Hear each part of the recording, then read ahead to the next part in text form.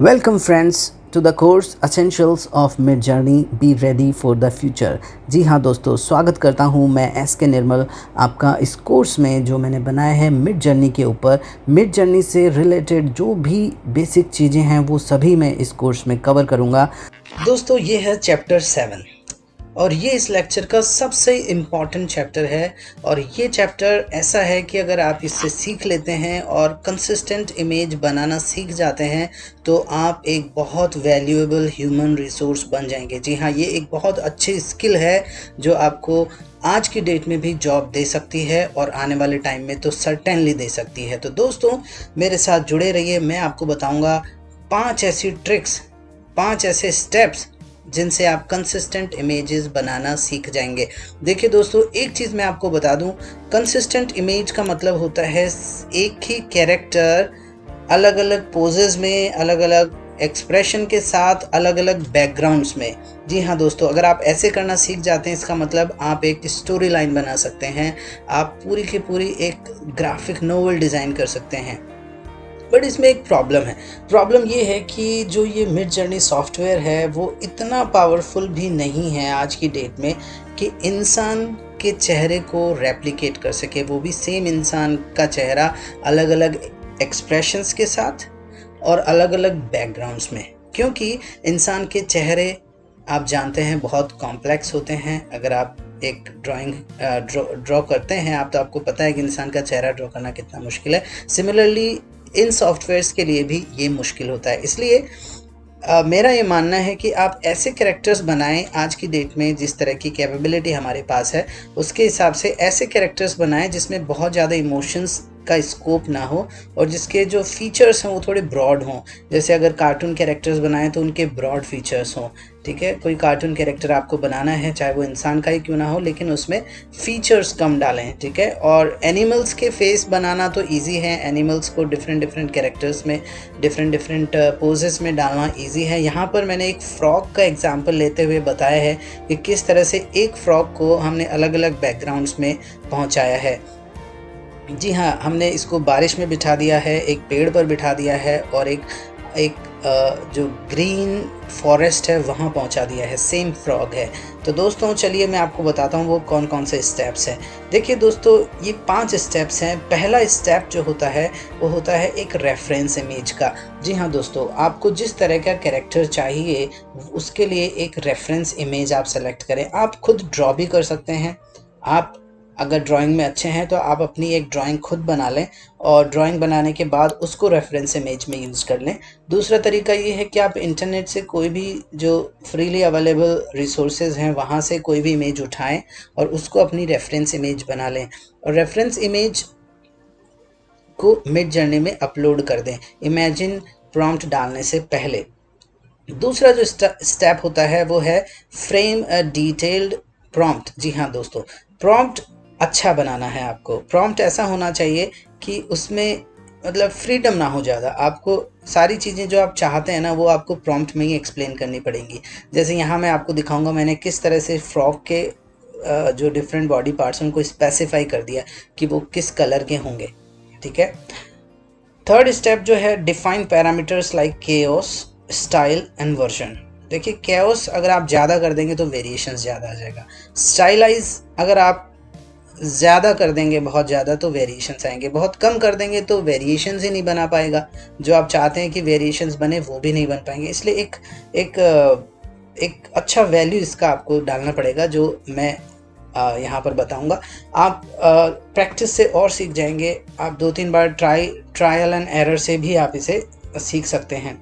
Fourth step जो होगा उसमें इमेज एड्रेस आपको यूज़ करना होगा। जी हाँ, जो इमेज बनकर आती है, जो रेफरेंस इमेज डालने के बाद और ये सब डिटेल प्रॉम्प्ट डालने बाद और सारे पैरामीटर्स डालने के बाद जो आप एंटर करेंगे इमेज बनेगी। वो इमेज आप उसको जूम करेंगे और उसका जो इमेज एड्रेस होगा वो आप कॉपी कर लेंगे और नेक्स्ट जो कमांड होगा आपका, नेक्स्ट कमांड यानी जिस भी बैकग्राउंड में आपको लगाना है उस कमांड से जस्ट पहले वो इमेज का लिंक आपको कॉपी करना पड़ेगा, पेस्ट करना पड़ेगा। फिर सीड नंबर। देखिए, सीड नंबर जो होता है वो उसका आइडेंटिटी होता है उस वर्क का। तो वो सीड नंबर आपको पता करना है। अभी मैं आपको बताऊंगा कैसे पता करते हैं। और उस सीड नंबर को भी उसी प्रॉम्प्ट में, नेक्स्ट प्रॉम्प्ट जो आप डालना चाह रहे हैं दूसरे बैकग्राउंड या दूसरे पोज के लिए, वहाँ पर वो सीड नंबर भी डलेगा। उसके बाद जब आप एंटर करेंगे तो आपका वही कैरेक्टर किसी दूसरे बैकग्राउंड या किसी दूसरे पोज में आ जाएगा। जी हाँ दोस्तों, चलिए देखते हैं step by step guide.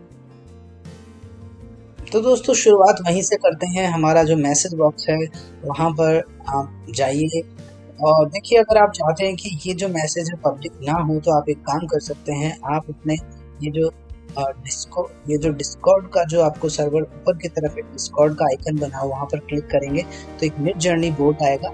Mid journey boat पे आप अपनी चैट करें तो उससे क्या होगा, आपका जो भी आप इससे चैट करेंगे, जो भी मैसेजेस आपके होंगे वो सारे आपको ही दिखेंगे, पब्लिकली नहीं होंगे।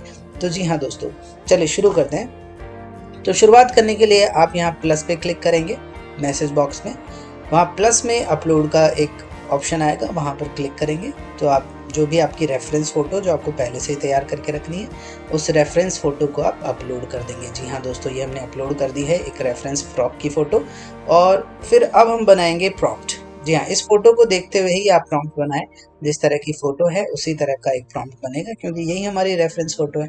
तो यहाँ पर हम लिखेंगे green frock, red eyes, black pupil, belly white, top back side green, limbs यानी हैंड एंड लेग का जो टिप है वो रेड है।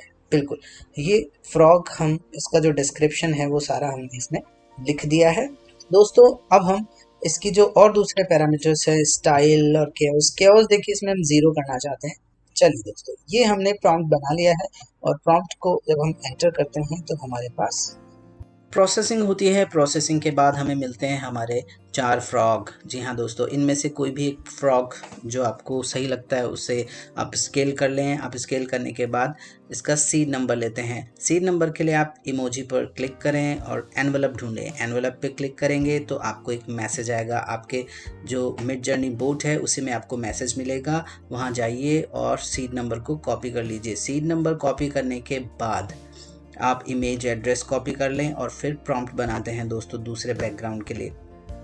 तो हम क्या करेंगे, /imagine स्पेस, फिर हमारा जो इमेज एड्रेस हमने कॉपी किया है वो, और उसके बाद हम हमारा जो प्रॉम्प्ट है वो डाल देंगे। प्रॉम्प्ट वही रहेगा, केवल हम बैकग्राउंड चेंज करेंगे। हमने नया बैकग्राउंड ले लिया है, on a white marble inside a house, और उसके बाद आप सीड नंबर वहाँ डाल देंगे। सीट नंबर डालने के बाद बाकी जो डिटेल्स हैं वो सेम रहेंगी।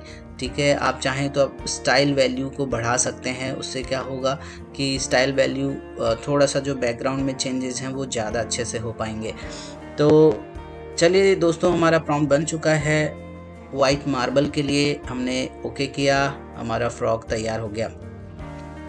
चलिए दोस्तों, अब किसी और बैकग्राउंड के लिए बनाते हैं। चलिए रेनफॉल वाले बैकग्राउंड के लिए बनाते हैं। तो इसमें भी आप वही मैसेज में चाहिए, वहाँ पर /imagine लिखिए स्पेस, उसके बाद प्रॉम्प्ट में देखिए अब जो वाइट मार्बल वाला जो बैकग्राउंड के लिए हमने प्रॉम्प्ट तैयार किया था उसी प्रॉम्प्ट को आप एज इट इज़ पूरा विद लिंक, सीड नंबर पूरा कॉपी कर लीजिए और इसमें पेस्ट कर दीजिए। अब देखिए यहाँ पर सारी चीज़ें सेम रहेंगी, केवल आपको क्या बदलना है, वाइट मार्बल इन हाउस को हटा के आप लिख देंगे इन अ जंगल या इन अ फॉरेस्ट एमिड रेनफॉल, मतलब बारिश के अंदर, और फिर आपका ये बैकग्राउंड डिफाइन हो गया। उसके बाद एंटर प्रेस करेंगे तो आपका जो फ्रॉग है वो नए बैकग्राउंड में पहुंच जाएगा। ठीक इसी तरह आप जो भी बैकग्राउंड देना चाहते हैं वो बैकग्राउंड दे सकते हैं। तो सेम फ्रॉग मैनी बैकग्राउंड्स। तो दोस्तों ये तरीका है किस तरह से कंसिस्टेंट इमेजेस आप बना सकते हैं। उम्मीद है दोस्तों आपको ये समझ में आ गया होगा। प्रोसेस नहीं आया है तब भी आप दोबारा देखें वीडियो को और प्रैक्टिस करें। जी हाँ दोस्तों, उम्मीद है दोस्तों आपको ये कोर्स, इसका कंटेंट आपको पसंद आ रहा है और आपके लिए बहुत उपयोगी साबित हो रहा है। इसी उम्मीद के साथ मैं लगा हुआ हूँ आपके लिए कुछ और नए लेक्चर्स, नए और सेशंस लाने के लिए। दोस्तों अगर आप मुझे लाइक करेंगे, सब्सक्राइब करेंगे और प्रमोट करेंगे तो बिल्कुल मैं और मोटिवेट होऊंगा और बहुत ही अच्छे और बेहतरीन कोर्स आपके लिए बना कर लेके आऊँगा। Thank you friends, thank you for joining.